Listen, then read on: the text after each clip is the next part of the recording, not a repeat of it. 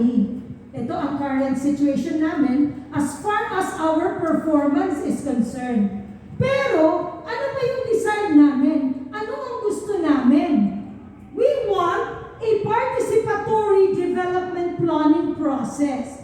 When I say participatory development planning office, hindi lang city planning ang dapat nagpaplano. Tayong lahat. Because kami, we are just part of the City Planning and Development Coordinator Office. We cannot plan without you. Kasi yung data, manggagaling sa inyo. Paano naman namin malalaman kung pila na ang nabuhay, pila na ang nagraan, hindi doon kay ba si LCR? Paano namin maintindihan pila revenue, kinuda si Treasurer? See? It's not mini plan, it's not just us. It should be participatory. All of us. Kaya kami nagpa-plan. Kaya minsan, manunod ka mo ka na mo, sige na mo ayat sa data. Because pag deadline na, wala namang iba, kami lang yun. Pero the reality, we want it participatory para lahat natin nakakaintindi. Imagine today, could have been na yung institutional team nandito for them to know ano ang ginagawa natin. Pero tayo lang ito. Diba? We want it to be participatory development process. Now, our goal is to formulate development plans aligned with the vision and mission of the city. Baka nga, yung iba nating mga kasama, hindi alam ano ba ang vision at mission natin. Which should be the number one na meron ang bawat opisina alam ano ang gusto nating direksyon. Because alam dapat ang city planning ang nakaintindi kung ang gusto namang mangyari para kasyuda. Dapat kita namin. Okay? So, our objective is 100% implementation of the development plans within the prescribed period. Don't you know that we are required to submit 33 plans? Ano yan dapat plano meron kita? Transportation plans na dapat nandyan yung mga iPatrol. Kinuno na sa ng plan. Maternity plan nga ni baka maayatan pa kami. Okay? Maski apag tubi. Okay. So yun, ito yung ilalagay ninyo for workshop 3. Naintindihan?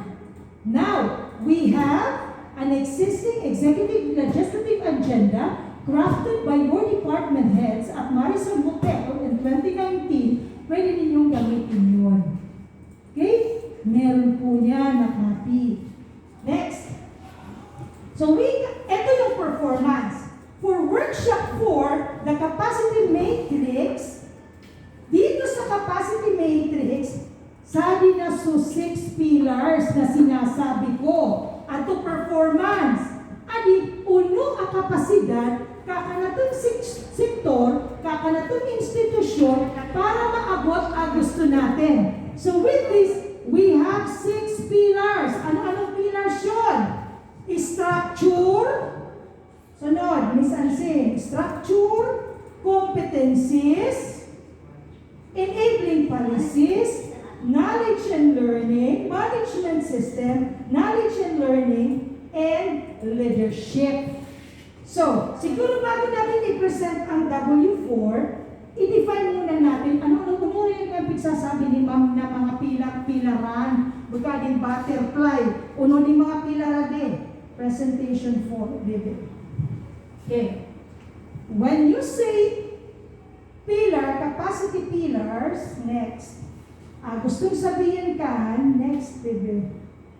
Okay, next. Okay, next. Next pa po. Okay, nandun sa may structure. Sige po. Kasi sinabi ko na yan. Okay, ito yung mga pillars.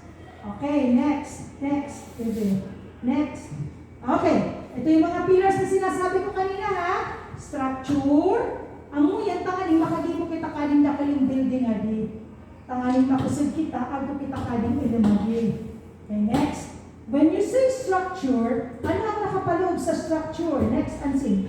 It is the presence of appropriate structure. Ibig sabihin, you have the office, or you have the committee, or you have the work group with defined authority and accountability for performing the necessary function within the program. So merong tao na alam kung ano ang ginagawa niya dyan at ano ang gagawin niya. Next. So ano ang point of assessment? Dapat in place siya, tapos functional. Next. Pag sinabing competency, ito daw po yung knowledge and skills ng mga tao na need to perform the assigned function. Amo? So dapat, diri sa di ka ibinitang sa to, hindi naiintindihan mo or agoy ka kapasidad para gibunad to. Next. When you say naman, next, and say, management system, sabi ko no, dapat, sabi sa proseso, sa procedure, kung pag-manage, kung itinatao ka na ito yung programa, o ano ba ang ginagawa natin. Okay, next. Okay, next. Enabling policies, ang ibang ginigibo natin, meron bang presence ng legislative support or planning, development, implementing, monitoring, evaluating system. Like sila, ang may sinusunod sila because there is an ordinance for the I-Patrol. So yun ang enabling policies nila. Kasi you cannot do it without the legal basis. Opo, next. When you say next, knowledge and learning, it's the mechanism para ma-assess natin anong data information-based decision-making and continuous improvement na pwede natin idagdag. And lastly, the leadership.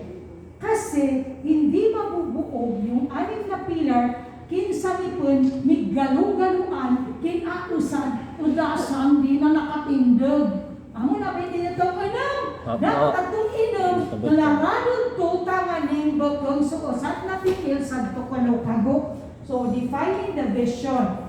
Okay, next?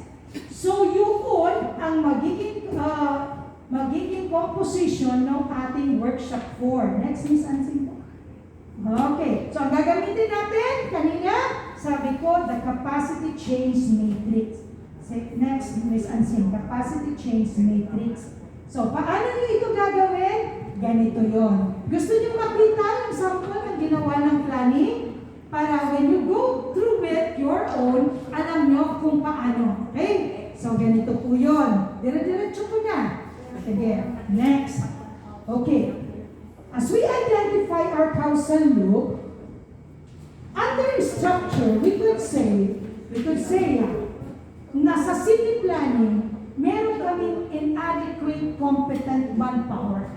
Hindi namin sinasabi na although the city planning has 5 divisions, we are structured.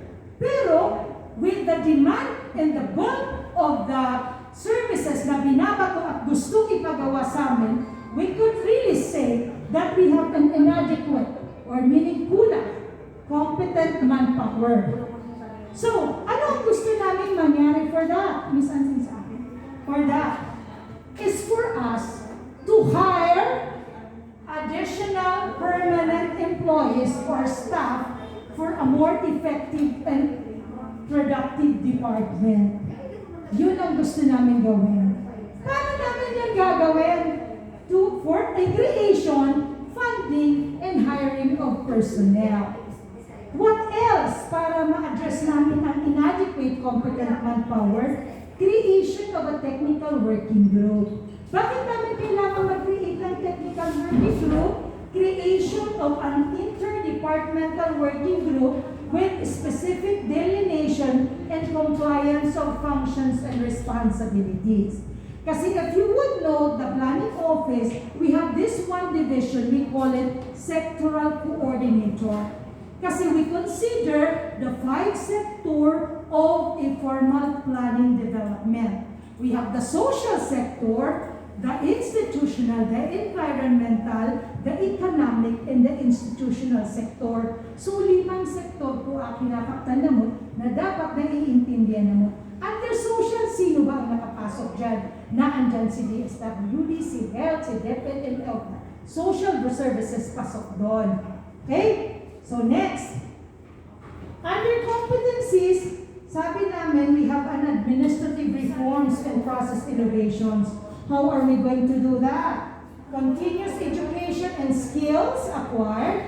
Despite that, sige pa ng mga dapat aral, continuous professional development, capable technical staff, planning and budgeting training. And how?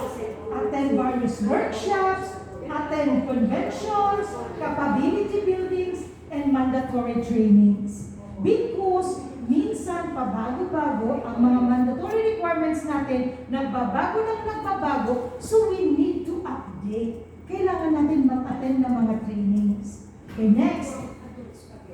Under, ano yung ba? Competencies pa daw, we have the lack of ability to prepare our documents, comprehensive profiling of awards, and other performance indicators. Have you heard about the Seal of Good Local Governance, the Child Friendly? Itong mga awards na ito, siguro naririnig nyo na. The office prepare and coordinate these awards to each and every department. Pero naniniwala kami, kulang pa rin kami sa competencies. Kasi gusto namin palaging world class. So ang kailangan namin is to strengthen the capacity of the personnel on our technical know-how to improve paano namin magagawa ng maayos yung feasibility in awards documents. We always aim for a better performance. So ang kailangan namin trainings and workshops. Okay, under management system, actually we have plans, but we think it's already outdated and codes required by the national agencies. So kailangan natin i-update ng in-update. Under enabling policies, we see insufficient compliance. Actually, the planning kasi is of direct with the barangay as far as the solid waste management is concerned. So yun ang kailangan namin. Next, under knowledge and learning, feeling namin we have an insufficient e-government system on data gathering. Although we have the existing community-based monitoring system, pero kulang pa rin, and we need to update. So we desire to have a functional e-government system on data gathering, a capable technical staff, and how are we going to do that? Install software and purchase of hardware and capacity building. You can adapt this Miss LCR. Okay? So you need to install software and purchase of hardware and capacity building for your staff. And under knowledge and learning also, although we have undergone galing po leadership innovation training, pero kailangan pa rin namin ng innovative and resilient local government team by sharing our best practices. And under leadership, actually po, aming pinaka-low point as far as leadership is concerned, we have a very limited participation of the public and private sector plan. Para